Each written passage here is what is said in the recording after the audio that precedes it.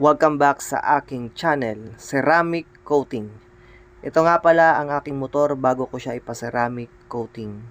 Tinanggal ko na rin yung mga stickers kasi papalitan ko yon. Ang ginawa nila dito, nilinisan muna nila yung motor. Pagkatapos nilang linisan, nilagyan nila ng mga tape yung mga matte black na kulay dun sa aking pong motor at binapping na. Pagkatapos nila i-bapping, pinahira na nila ito ng ceramic coating. At ito guys, yung itsura niya pagkatapos nila i-ceramic coating. Kasama na rin dito yung pag matte coat ng ating mga color black na parts at yun din pong gulong. So sa halagang 1,500 to 2,500, mapapaceramic nyo na ang inyo pong motor.